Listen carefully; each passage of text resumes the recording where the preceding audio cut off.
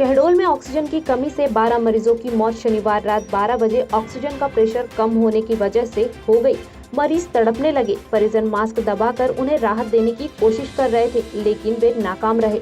एक के बाद एक 12 मरीजों की सुबह 6 बजे तक मौत हो गई। इंदौर में खुले मैदान को 5 दिन में बनाया अस्थायी कोविड सेंटर। पहले चरण में 500 बिस्तर लगाए, कुल 2000 बेड लगेंगे। 4 अलग अलग चरणों में बनने वाला यह सेंटर शनिवार को राहत की सांस लेकर आया। रविवार को इस विशाल चिकित्सा परिसर के शुरू होने की संभावना है। परिसर में ऐसे कोरोना संक्रमितों को रखा जाएगा जो होम आइसोलेशन में है और जिनके पास घर में जगह या सुविधा नहीं है। छत्तीसगढ़ के राजधानी हॉस्पिटल में लगी भीषण आग में कोरोना वार्ड में भर्ती मरीजों की झुलसने में मौत हो गई। यह घटना रायपुर के पचपेड़ी नाका इलाके में राजधानी नाम की कोविड अस्पताल की है, जहां शनिवार शाम 5 बजे आग लग गई। घटना में 5 मरीजों की मौत हो गई। 4 ने ऑक्सीजन न मिलने से दम तोड़ दिया। अगले हफ्ते भारतीय वायुसेना के खेमे में 6 और राफेल फाइटर जेट शामिल होने वाले हैं। वायुसेना प्रमुख air chief marshal Rakesh Kumar Singh Bhadauria खुद 21 अप्रैल को इन 6 फाइटर जेट्स को फ्रांस से रवाना करेंगे। दरअसल एयरफोर्स चीफ भदौरिया 20 से 23 अप्रैल तक फ्रांस के दौरे पर जा रहे हैं। कुंभ स्नान पर गुजरात लौटने वालों को बिना RT-PCR टेस्ट के प्रवेश नहीं दिया जाएगा। जिले में प्रवेश से पहले टेस्ट किया जाएगा। नेगेटिव होने पर ही शहर में जाने दिया जाएगा, अन्यथा 14 दिन आइसोलेशन में रखा जाएगा। गुजरात में कोरोना संक्रमण के लगातार बढ़ते मामलों को मद्देनजर रखते हुए मुख्यमंत्री विजय रूपाणी की उपस्थिति में हुई बैठक में यह महत्वपूर्ण निर्णय किया गया। बॉलीवुड डायरेक्टर करण जौहर ने अपने फिल्म दोस्ताना 2 से कार्तिक आर्यन को निकाल दिया है। यह खबर सामने आते ही कार्तिक सोशल मीडिया पर छा गए हैं। इस बीच एक्ट्रेस कंगना रनौत ने भी उनका समर्थन किया है। उन्होंने सुशांत सिंह राजपूत को याद करते हुए एक बार फिर भाई भतीजावाद पर निशाना साधा और करण जौहर पर आरोप लगाए। कंगना ने लगातार 3 ट्वीट किए हैं। दूसरे ट्वीट में कार्तिक का मनोबल बढ़ाया। तीसरे ट्वीट में बोली, हम साथ हैं। देश में नोवेल कोरोना वायरस का प्रकोप लगातार बढ़ रहा है। बॉलीवुड जगत भी इसकी चपेट में आ गया है। हाल ही में एक्टर विक्की कौशल भी संक्रमित हो गए थे, लेकिन अब उन्होंने कोरोना वायरस को हरा दिया है। विक्की ने खुद सोशल मीडिया पर इसकी जानकारी दी है। कौशल ने अपने ऑफिशियल इंस्टाग्राम पर अपनी फोटो शेयर की है। उन्होंने पोस्ट में कैप्शन लिखा है, नेगेटिव। विक्की ने लिखा है कि आज टेस्ट रिपोर्ट नेगेटिव आई है। आप सभी की शुभकामनाओं और संदेशों के लिए धन्यवाद। कोरोना की दूसरी लहर इतनी खतरनाक होगी, इस बात का अंदाजा किसी को नहीं था। 2 दिन में ऑक्सीजन की समस्या खत्म हो जाएगी। यह बात सांसद शंकर लालवानी ने शनिवार को कही। उन्होंने कहा कि अब कोविड के लिए हम 1000 बेड की व्यवस्था करेंगे। कम लक्षण वाले मरीजों के लिए कोविड केयर सेंटर तैयार हो चुका है। विधायक संजय शुक्ला के आत्मदाह करने की धमकी पर उन्होंने कहा कि अभी नगर निगम चुनाव बहुत दूर है। यह समय राजनीतिक करने का नहीं है। सभी मिलकर शहर को इस महामारी से बचाने के प्रयास कर रहे हैं। देवास के जिला अस्पताल प्रबंधक की गंभीर लापरवाही सामने आई। वार्ड से कोविड मरीज भाग गया, किसी को भी पता तक नहीं चला।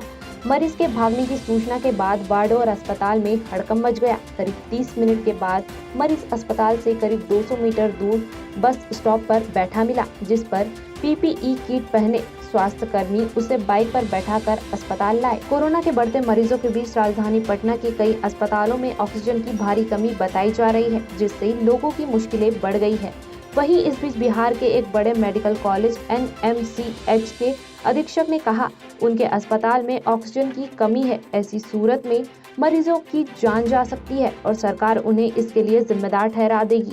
इसलिए सरकार से कहा उन्हें पद छोड़ने दे। रायपुर नगर निगम ने जहां शमशान घाटों की संख्या में वृद्धि कर दी है, तो वहीं देश में पहली बार कोरोना से मरने वाले शव का अंतिम संस्कार करने वालों के लिए प्रत्येक जोन में अलग अलग टेंडर जारी कर रही है। नगर निगम द्वारा जारी ठेके में ठेकेदार को अंतिम संस्कार के लिए लकड़ी से लेकर PP किट तक भी सारी व्यवस्था मुहैया करानी है।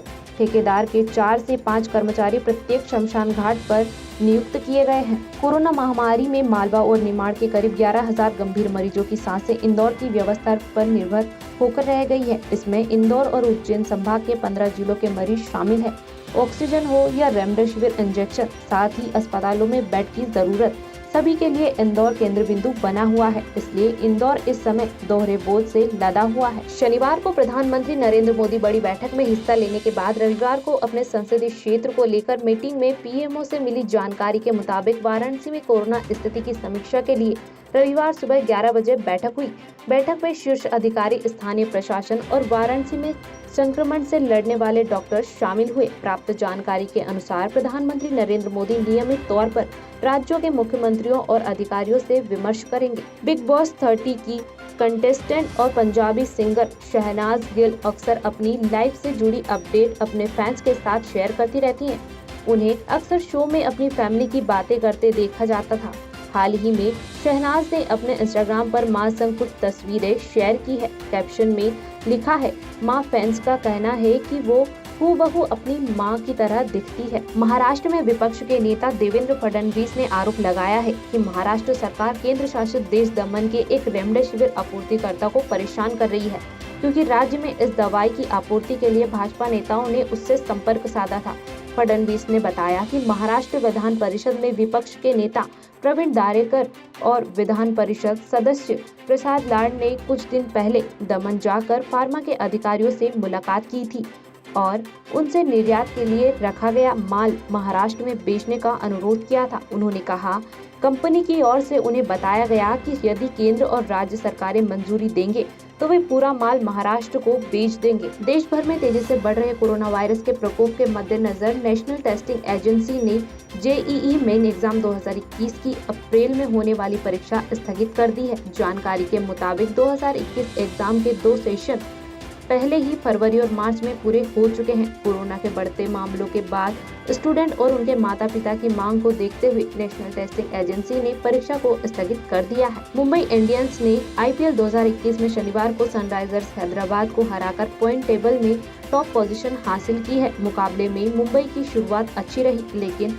मिडिल ओवर में उसके बल्लेबाज रन नहीं बना सके। ऐसे में कीरोन पोलार्ड ने आखिरी ओवर में 2 छक्के समेत 15 रन बनाकर टीम को सम्मानजनक स्कोर पर पहुंचाया। आईपीएल 2021 सीजन का 9वां मैच मुंबई इंडियंस और सनराइजर्स हैदराबाद के बीच काफी रोमांचक रहा। 151 रन के टारगेट का पीछा करने उतरी हैदराबाद टीम ने 13 रन से मैच गंवा दिया। मैच के ओपनर जोनी बेयरस्टो ने ऐसा छक्का जड़ा जिसकी बॉल से बाउंड्री के पास रखे फ्रिज का कांच टूट गया। इसी मैच में मुंबई के ऑलराउंडर कीरोन पोलार्ड ने 105 मीटर का लंबा छक्का जड़ा। यह इस सीजन का सबसे लंबा छक्का है। पोलार्ड ने 16वें ओवर की पहली बॉल पर यह छक्का लगाया। अजय देवगन ने हाल ही में अपनी अपकमिंग फिल्म गोबर का ऐलान किया था। इस बीच अब खबर आ रही है कि अजय जल्द ही अपने अगले प्रोजेक्ट पर से भी पर्दा हटाने की तैयारी कर रहे हैं। वे जल्द ही OTT प्लेटफॉर्म पर एंट्री मारने वाले हैं। खबरों के मुताबिक अजय ब्रिटिश शो लूथर के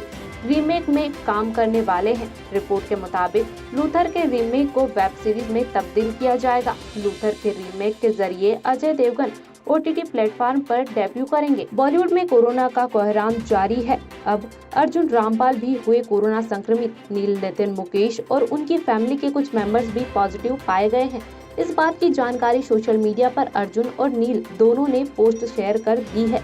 कोविड पॉजिटिव पाए जाने के बाद दोनों ने खुद को घर में क्वारंटाइन कर लिया है। नील के फैमिली मेंबर्स भी होम आइसोलेशन में है।